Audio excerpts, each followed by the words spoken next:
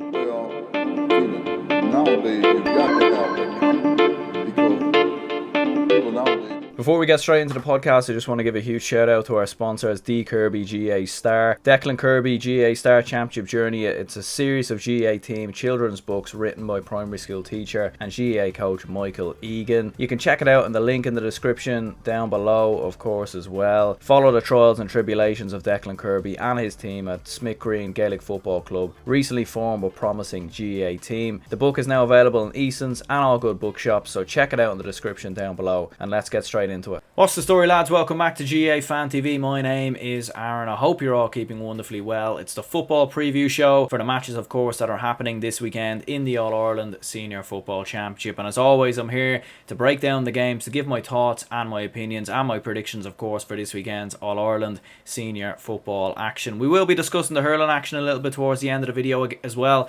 Just the 3 games, and I thought, you know what, we'll just discuss them at the end of this video rather than making a separate video, because there are 2 Joe McDonagh Cup games and 1 Leinster relegation playoff game, and it wouldn't be a long enough video if I made them separately. So we will discuss them games briefly towards the end. There is actually an under-20 final happening as well between Dublin and Cork in the hurling, so we will be discussing that a little bit as well.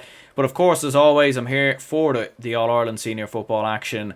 And we've 2 games happening in the Munster Championship, 1 game in Connacht, 2 games in Ulster. The Ulster Championship is certainly probably going to be a little interesting this weekend. Munster and Connacht, definitely not so much. Maybe Limerick and Cork, which we'll get onto in a moment. But if you are new around here, hit the like button and subscribe. Do kindly appreciate all the recent comments and the new subscribers as well. So if you are new, hit the like button, hit the subscribe button, share this out to your friends and family so we can continue the growth of the channel. But without further ado, let's get straight into it. So we'll start with this weekend's Munster Senior Football Championship action, and we've got Limerick going up against Cork, and we've Tipperary going up against Kerry. I suppose Limerick and Cork, first of all, is definitely the more interesting out of the 2 in terms of I expect this game to be a lot closer and I expect this game to be a lot more competitive than Tipperary and Kerry. But I do think we've seen in a lot of the championship games this year, a lot of games we've been thinking could potentially be banana skins or could potentially be close, could potentially be competitive. Unfortunately, haven't been. You know, Meath and Longford was a game I thought would be competitive, wasn't competitive at all in the slightest. And even Monaghan for Mana wasn't really that competitive either. It was maybe going up until, after about 20-30 minutes. But this game I'm looking at and thinking, could this be the first real shock at a championship? Every year there's always a shock, there's always a surprise, and I feel like this is a game where maybe we might get that, but we could also get Cork turn up, really produce a top-class performance, and roll Limerick completely to the opposite side. But one thing we've seen with Cork down the years in Munster Senior Football Championship, and even against the lesser teams to a certain extent, they always seem to struggle a little bit. They seem to raise their game when they play Kerry. When I think back to some big performances from Cork in the past couple of years, there's 3 games that springs to mind. There's the 2 games against Kerry last year, obviously in the Munster Championship. The year before, actually, in the Munster Championship in 2019, they actually gave Kerry a good run for their money as well. They were beaten by a point that day. And when they played Dublin, actually, in Croke Park, they were actually very competitive. They were only 3 or 4 points behind until the final 15 minutes in that Super 8s game. So Cork are a little bit of a weird team. They lost to Tipperary last year, but of course beat Kerry.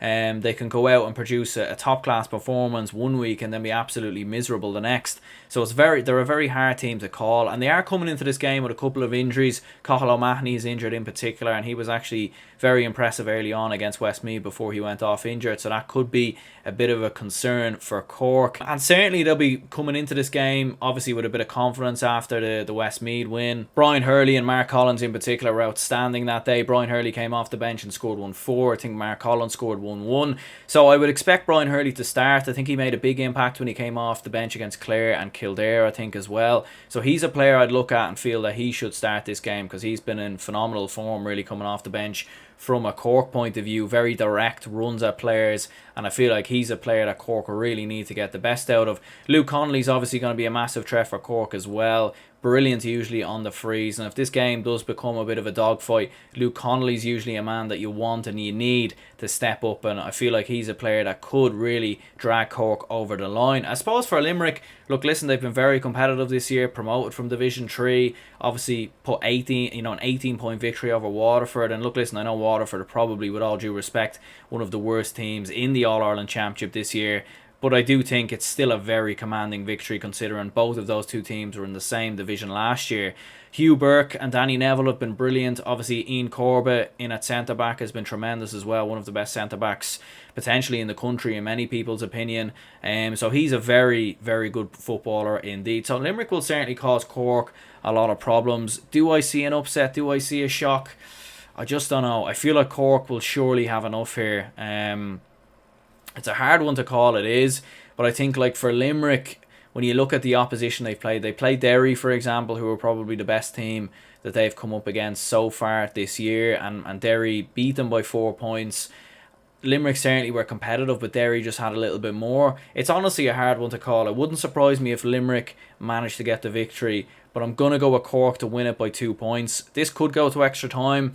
This could potentially be our long-awaited first penalty shootout in Gaelic football that I personally, I don't really want penalties in Gaelic football, but let's see one. Let's see what happens. But I'm going to go with Cork to get the victory. It's going to be close, competitive. It's going to be a dogfight. I think the midfield battle is going to be important, and Ian Maguire might be the most important player on the pitch actually for Cork in this game. So I'm going to go with Cork to win it by 2. You've then got Kerry going up against Tipperary, and you know what's mad? Like Tipperary coming in as the reigning Munster champions, but rank outsiders. No one in their world is giving them a chance. I mean, Tipperary, I'm not too sure if there's been a situation where a county is coming in as reigning provincial champions and is massive underdogs. I mean, maybe the Cavan and Tyrone game is the exact same scenario. But yeah, Tipperary are coming into this game unfortunately after a very miserable Division 4 season. Obviously getting relegated, never really put up a fight other than the game they won, and even at that it was a struggle against Wicklow in many ways. Against Longford they never were in front, they never looked like winning the game. And look, listen, they have had a lot of injuries obviously this year. Michael Quinlivan, for example, has been injured. Evan Comerford in goal has been injured, obviously the Tipperary version, not the Dublin version. He's been injured at different points in the game. Stephen O'Brien and Kevin Fahey have all had injuries as well. So Tipperary have had a lot of injuries to their team that would have played in that Cork game last year. But at the same time, they still have a lot of quality in the likes of Conor Sweeney. Michael Quinlivan was back obviously for the Longford game, so he could cause a couple of problems. Like Tipperary do have quality footballers, and they could cause that Kerry defence 1 or 2 issues. We've seen when they ran at Mayo, for example, and they drove at them, they certainly caused them a couple of problems. Like obviously the likes of Conor Sweeney and Quinlivan caused a couple of problems. Brian Fox obviously got a goal that day as well. So Tipperary could cause a couple of problems for Kerry, but ultimately Kerry just have far too much quality. Like if Kerry are beating Clare by 17 points like they did, I mean surely they're going to end up beating Tipperary by the same. And Tipperary's defence against Longford looked very leggy, they looked tired, they looked out of shape, and you could expect Kerry to really beat them very, very comfortably. And we know the talent that Kerry obviously have, but especially when you have players like Tommy Walsh and Tony Brosnan, Killian Spillane coming off the bench. I just don't see this anything other than a double-digit victory for Kerry, and I think it will be 15 plus. I really do. I think Kerry are going to absolutely wipe the floor with Tipperary. I don't even see this being a contest at all, and I feel like this game will be over after about 15 minutes. And that's not to discredit Tipperary. A phenomenal achievement what they achieved last year. Unfortunately, this year, it didn't go to plan at all in Division 3, and they're obviously coming up against serious All-Ireland contenders in their first game out. So I'm going to go with Kerry to win this very comfortably by 15 plus. And march on to a Munster final. The one game in Connacht between Mayo and Leitrim, and you know what, you kind of forgot that this game was actually taking place this weekend, because I think, when Galway beat Roscommon, everyone was saying, oh, here we go, Galway against Mayo once again in the Connacht final. And I think, I don't think anyone ever meant any disrespect to disrespect Leitrim or anything like that. I think just everyone knows that Mayo are going to win this game very, very comfortably. I mean, Leitrim even beat Sligo, and the team, that was a team that Mayo, or Sligo even beat Leitrim, I should say, and that was that Sligo team, Mayo beat themselves by 20 points. Leitrim, on form, going off this year in particular, probably the worst team in Ireland, unfortunately. And that's maybe harsh. I know, I understand that, and I don't mean any disrespect to Leitrim fans. Are obviously one of the smallest counties in Ireland. They've such a high turnover rate because obviously a lot of players leave Leitrim unfortunately for work and whatnot. It's very hard for players to be committed in Leitrim, and you can completely understand why. Look, listen, this is going to be 15 plus, 20 plus as well. Let's be honest.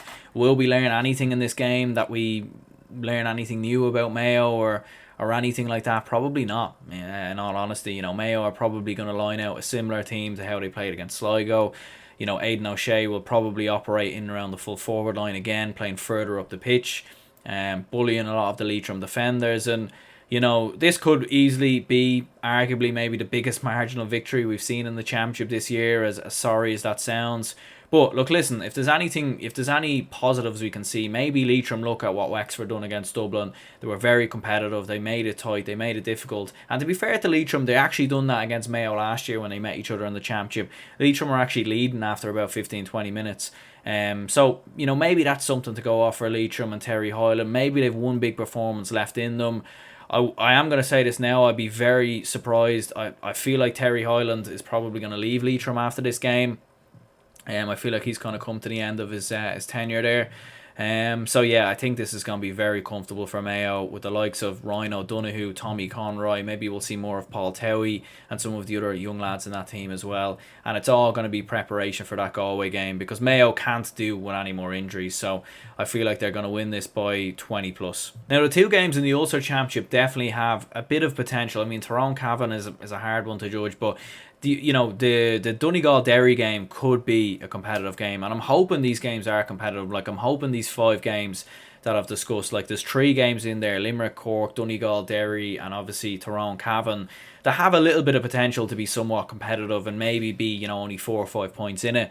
Donegal Derry in particular, I mean, this is a game of since the draw was made and since I've seen how Derry have played so far in the league, this is a game I've really been looking forward to, and this is a game I'll definitely be watching, making a match reaction after the game, discussing it in further detail, because it's just a very intriguing game, because Derry have been in supreme form so far this year in the league, and they look like a team that maybe might be onto something a little bit, in terms of they have a very good fullback in Brendan Rodgers. They've got a top-class midfield in Emmett Bradley and Conor Glass. They obviously have top-class forwards in the likes of Shane McGuigan as well. So they have a very good spine in their team. You've got Chrissy McKaig at cornerback as well. And that could certainly stand to them over the next couple of years. They've experience in there, they've youth, and they've obviously got phenomenal athletes in Conor Glass, like I mentioned before.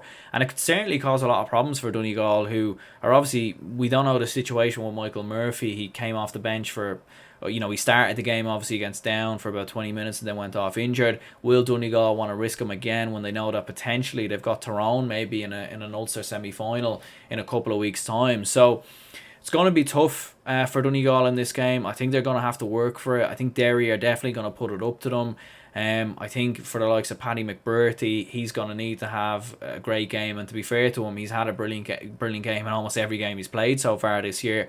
Michael Langan's obviously been brilliant for Donegal so far this year as well. Ryan McHugh was obviously a standout player in the Down game as well from wingback. So I think for Donegal, I think their experience will be too much for Derry. I think Derry, whilst they have a lot of talent in that team and they do have experience to a certain extent in club football and the likes of Chrissy McKaig and whatnot, I just think Donegal will have a bit much here. Donegal are the seasoned team in Ulster. Derry are the up-and-coming team. And like what I said before in previous podcasts, not having qualifiers I think is a massive hindrance to a county like Derry. I think they would have gone into the qualifiers, they would have built. They might have been a team that could have potentially gone as far as an All-Ireland quarter-final, but unfortunately that's not going to happen this year. So I'm going to go with Donegal to win it by 2. I'm going to go 2 or 3 points. It could easily be more. I just hope this isn't a 10-point plus game. And I know I am a Dublin fan, and Dublin tend to go out and beat teams by 15 to 20 points and in almost every game they play at this rate. But I don't want to see that either. I don't want to see that either with Dublin. I want to see these competitive games. I want to see when Dublin play Meath, for example, I hope it is competitive, because I think it's better for the sport and it's better viewing. So hopefully it is competitive. Tyrone Cavan, I worry a bit for Cavan in some ways coming into this. I mean, it's a strange one with Cavan. They're such a hard one to call. There's a part of me that wouldn't be surprised if they lost this by 20 plus, but there's also another part of me that wouldn't surprise me if they won this game. And that sounds crazy, because how can you think that they're going to be beaten by 20 plus but also maybe win the game? It doesn't sound like it makes much sense. But the reality is with Cavan is that they're this type of team that just seems to turn up when you least expect it. When they're losing by 10 points, they'll turn it around, a bit like in the Ulster Championship last year. Every time they got written off last year, they came back from the dead. They just found a way and they found a will to win. And it wouldn't surprise me if they done that in this game as well, because I'm sure after the Wicklow defeat, Mickey Graham laid into his troops. Like he probably went all in on them, really tore into some of those players. And I would expect a response. I really, really would. I'm expecting this game to be competitive. I'm going to be honest, I still expect Tyrone to win, but I do think that Cavan are going to show a lot of fight in this game. The likes of Padraig Faulkner, Garrod McKernan, for example, will probably, really step it up in this game. Raymond Galligan from his kickouts as well.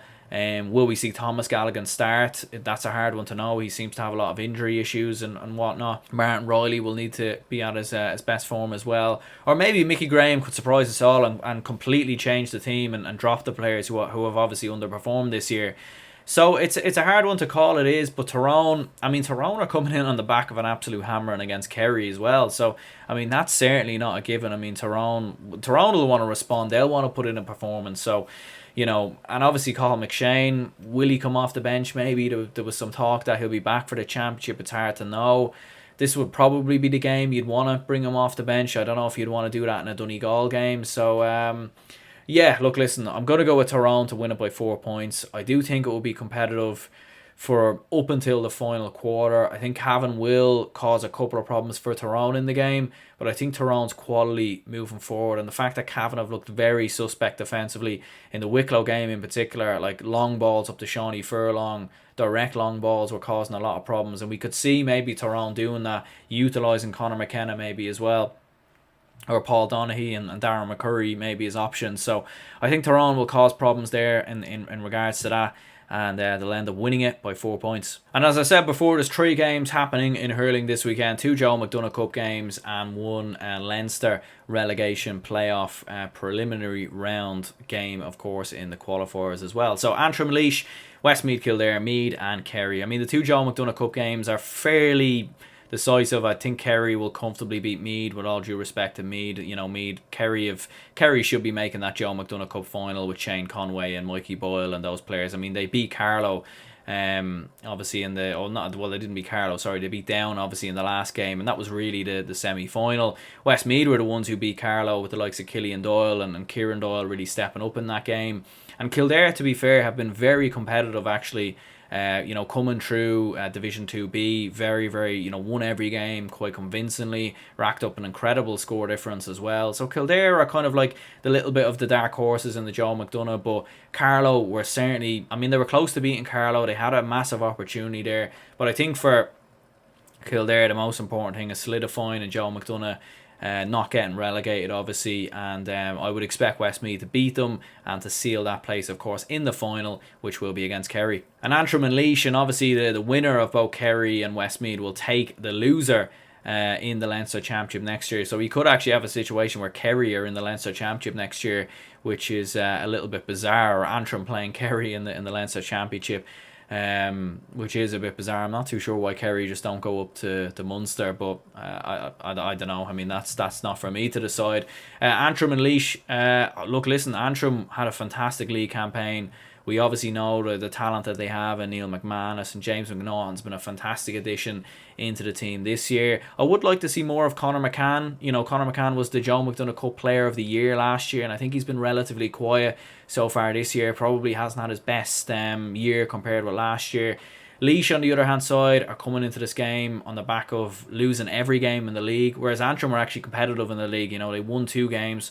Obviously one of them was against Laois, the other one was against Clare, and they obviously drew against Wexford at home as well. So I fully expect Antrim to win this game. I think it will be a massive step back if they lost this game. I think the pressure is certainly there on Antrim, but I expect Darren Gleeson's men to really rally the troops and really want to respond to this game and show that they are still a Division 1 team. They are still a Leinster Senior Hurling Championship side. So I'm going to go with Antrim to win it by 6.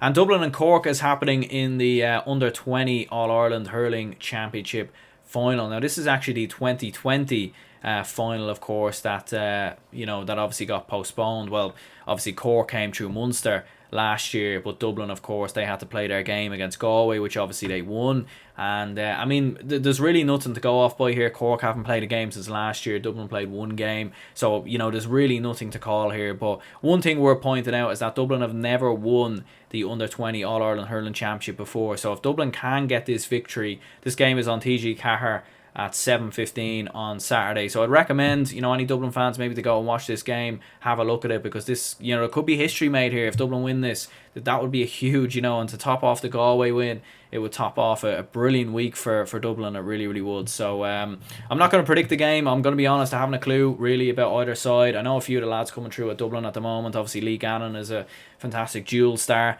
And he's certainly one to watch. And obviously a lot of the players actually on the Cork team have actually gone on to the senior team. So whether they'll be involved in this game, I'm not too sure. But it'll be an interesting one to keep an eye on without doubt. But yeah, look, listen, we're going to go ahead and wrap this up here. Do leave a like and subscribe if you haven't already. My name is Aaron, and I'll see you all later.